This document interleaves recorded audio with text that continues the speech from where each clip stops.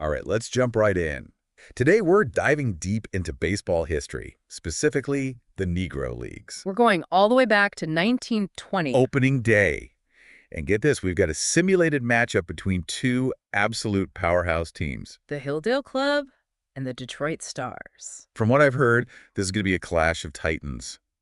But before we get into the actual game, I think we need to give our listeners a bit of context. Yeah, absolutely. Not everyone might be familiar with the Negro Leagues. So could you set the scene for us a bit? What were the Negro Leagues? So imagine this. It's a time when black players were barred from Major League Baseball. Because of segregation, right? Exactly. So they formed their own professional leagues showcasing incredible talent and athleticism. The Negro Leagues became this phenomenon, a cultural touchstone for black communities all over the country. It's an important part of baseball history and American history as a whole.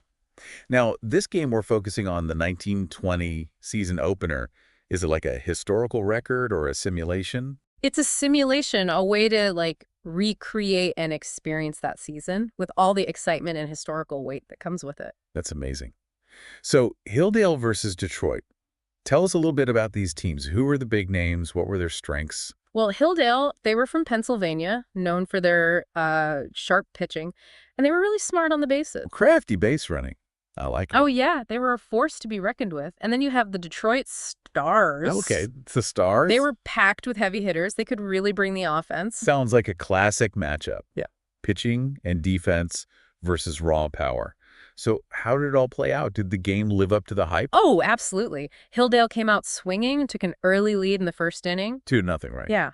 Their leadoff hitter, Jesse Barber, got hit by a pitch to start the game. Then Otto Briggs smacked an RBI single to bring him home. RBI, for those listening who might not be baseball experts, means runs batted in, basically how many runs a player drives in with their hit. Exactly. Yeah. So Briggs puts Hilldale on the board, and then Bill Francis, he adds another run with an RBI ground out. 2-0 Hilldale before Detroit even gets a chance at bat. I bet their fans were feeling pretty good. You would think so, right? Yeah. But, this is baseball. Anything can happen. And in the bottom of the first, the Stars answer back big time. Wait, what happened? They score 3 runs to take the lead. Wow. 3 runs in the bottom of the first. They came back swinging. Oh, yeah. They strung together some hits, put a ton of pressure on Hilldale, and then Joe Hewitt, their third baseman, hits this clutch 2 RBI single. 2 RBIs with 1 swing. That must have shifted the momentum completely. Talk about a turnaround. So, yeah, after a wild first inning, Detroit's up 3-2. A real nail-biter already. Yeah. What about the second inning? Did Hilldale manage to, regain control? They fought hard, but Detroit kept the pressure on, added another run in the second to make it 4-2. It sounds like a roller coaster of a game. Oh, it was. And it just keeps getting more interesting from here. So we've got Detroit up 4-2 after 2, and it's a simulated game, sure, but you can really feel the tension building, right? It's like we're watching these historical teams battling it out in real time. It really does. And, we're not just talking about runs and outs here. This play-by-play data it's incredibly detailed. Like, we can see that Detroit's shortstop, Bill Riggins, he had a rough day in the field. Oh, how so? He committed 2 errors. 2. Ouch. That couldn't have helped. No, not at all. You can actually see how those errors by Riggins really hurt Hilldale. The first one, it let a runner reach base, and he eventually scored. And then the second error, it prolonged an inning, which led to Detroit's crucial 2-run rally in the 8th. Wow, so these weren't just routine errors. Mm-hmm. They had a real impact on the game. A huge impact. It's a good reminder that every play matters in baseball, right?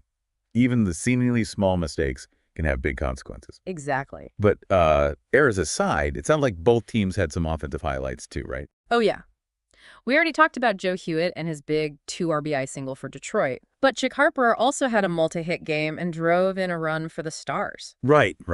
And for Hilldale, there was Jesse Barber, who got hit by a pitch to start the game. Oh, yeah. Tough way to start the season. But he actually came back later in the game with a triple in the 9th inning. Reached base a bunch of times. A triple. That's a big hit. So even though Hilldale was trailing, they didn't give up. Definitely not. Which brings us to a really a pivotal moment in the game, the 8th inning. Okay, here we go. With the score at 4-2, Detroit's looking to put the game out of reach. What happened? Well, Bruce Petway, Detroit's catcher, he steps up to the plate. With runners on base. And he delivers a clutch 2 RBI single. Wow. So Petway emerges as the hero of the eighth inning, putting Detroit up 6-2. That had to be a deflating moment for Hilldale. It was. Did they manage any kind of response in the ninth? Oh, they did. Remember Jesse Barber in that triple we talked about? He drove in a run, made the score 6-3. So close, Yeah. but ultimately not enough to overcome that late surge by Detroit. Yep. Detroit takes the victory in this thrilling season opener. But, this game was about so much more than just a win or loss. It represents a real cultural moment. Right, the historical backdrop of the Negro Leagues. Exactly. These players were showcasing incredible talent, playing with such passion, knowing that they were being denied the opportunity to compete in the major leagues simply because of the color of their skin. It's a powerful story. It is. It makes you think about the bigger picture. This wasn't just a game. It was a symbol of something much, much larger. Absolutely. And it's a reminder that, sports can be a powerful platform for social change. Absolutely. Yeah. So while we're, dissecting this game play by play, it's important to keep that context in mind. For sure. It's like we're getting two deep dives for the price of one.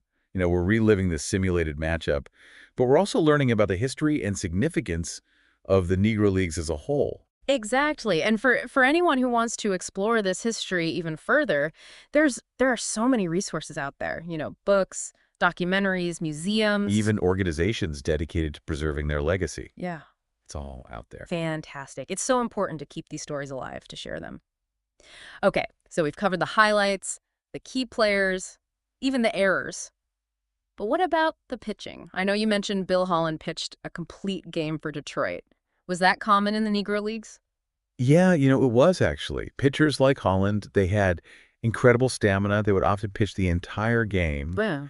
And, their styles might have differed from what we see in modern baseball, but their dominance was undeniable. And what about Hilldale's pitcher, Phil Cockrell? How did he do? He pitched well, but he took the loss. Every game has its heroes and its hard luck stories, I guess you could say. But what's so fascinating is that we get to see these stories unfold in such detail thanks to this incredible play-by-play record. It really is like having a time machine, taking us back to that day, to that field, to witness this historic matchup. You could almost hear the crack of the bat, the cheers of the crowd, the energy of the players. Yeah, that's the beauty of this kind of deep dive. It's not just about stats and scores. It's about connecting with the past, understanding the context, and appreciating the incredible talent and resilience of these players. It really is amazing how a single game, even a simulated one, can transport us back in time and teach us so much, not just about baseball, but about history, about society, about the fight for equality. It really is. And what strikes me is the level of detail we have in this play-by-play. It's not just about the runs and the hits. We can see the stolen bases, the sacrifices, the double plays. It's strategy. Exactly. It paints this picture of a dynamic and strategic style of baseball. They weren't just standing around waiting for home runs, right? No, not at all. These players, they were aggressive on the base paths, Mm. and the managers, they were constantly making strategic moves throughout the game. So every decision mattered. Every decision mattered. It reminds us that baseball is a game of inches, of little moments that can have a huge impact on the outcome. And speaking of those little moments, Yeah. I'm curious about the strikeouts we mentioned earlier. Both starting pitchers, Cockrell for Hilldale and Holland for Detroit, they seem to be racking them up. Was that typical of pitching in that era? That's interesting you bring that up. Pitching styles were definitely different back then. In what way? Well, pitchers, they relied more on movement and deception than just pure velocity. So it wasn't just about throwing heat. No, it was about outsmarting the batter. And remember, they were often pitching complete games, so they had to pace themselves. Wow, it's incredible to think about the stamina they must have had. It really is. And, those strikeouts, they were a testament to the talent and skill of those pitchers. True masters of the craft. Exactly. This deep dive has been a real eye-opener for me. I feel like we've not only experienced this thrilling season opener, but also gained a deeper understanding of the Negro Leagues and their significance in American history. I agree. And I think the best part is that this is just the beginning. We've only scratched the surface of the 1920 Negro League season. There's so much more to discover. So much more. There are so many more stories to uncover, so many more games to relive, and so much more to learn. It's like we've opened a door to a whole new world. And for our listener who maybe hasn't had the chance to explore this history before, what would you say to pique their interest? I'd say imagine a world where some of the greatest baseball players of all time were excluded from the major leagues simply because of their race.